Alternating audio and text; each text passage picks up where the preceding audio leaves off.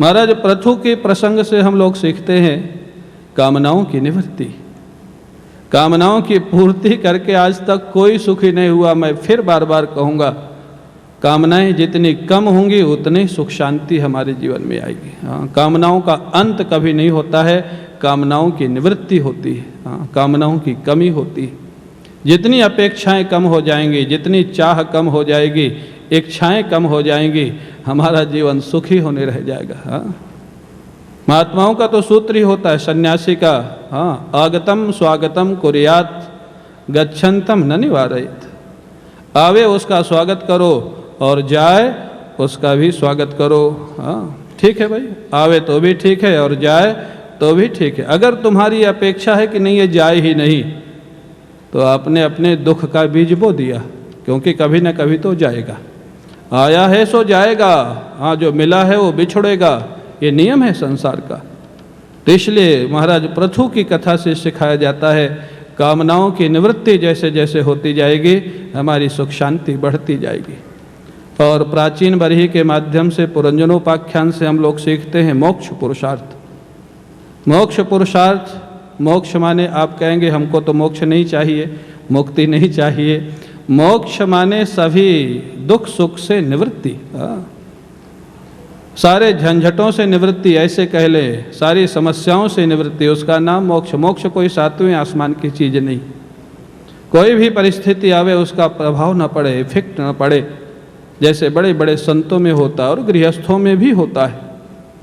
गृहस्थ संत भी बहुत हुए हैं। हनुमान प्रसाद जी पोद्दार, जयदयाल जी गोयनका, ये सब गृहस्थ संत हुए।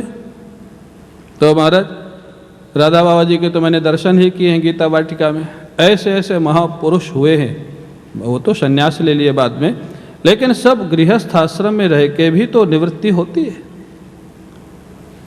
पूज्य राम सुखदास जी महाराज से एक बार किसी ने शिकायत किया, हमारा बेटा हमारी बात नहीं मानता है।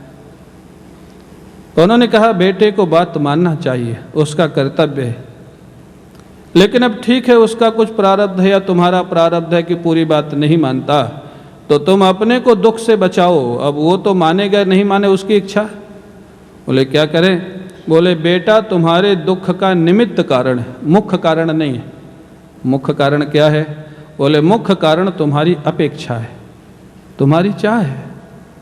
तुम्हारी जो अपेक्षा है कि हमारी हर बात माने, वो तुमको दुख देती है। हाँ, तो मुख्य कारण तुम्हारी अपेक्षा चाह। इसका अर्थ है नहीं है कि बच्चों को परमिशन मिल गया कि वो माता पिता की बात नहीं माने। हाँ, उनको बात माननी चाहिए, लेकिन माता पिता अगर कोई नहीं मानता है तो माता पिता अपने को जीवन भर क्यों रोएं, क्यों बच्चे के लिए जीवन खराब करें? अरे जो जीवन ठाकुर जी ने इतना कीमती जीवन दिया है, मूल्यवान जीवन दिया है, उसको भगवान की आराधना में लगावे ना।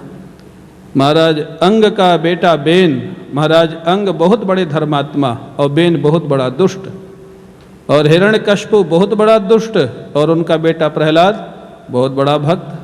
तो बहुत जगह ठीक है, हेरिडिटरी चलती है, परंपरा चलती है, लेकिन कई जगह नहीं चलती है। तो इसलिए अपना जीवन दुखी क्यों करे?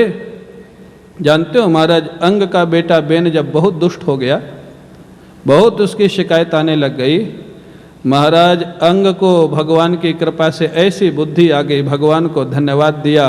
कदपत्यम वरम मन्ने, महाराज अंग कहते हैं प्रभु आपने बड़ी कृपा की कि ऐसा बेटा मेरे को दिया जो मेरी बात नहीं मानता। हाँ, ध्यान से सुनना कथा, ये सब सुखी होने के उपाय हैं, सुखी होने के सूत्र हैं।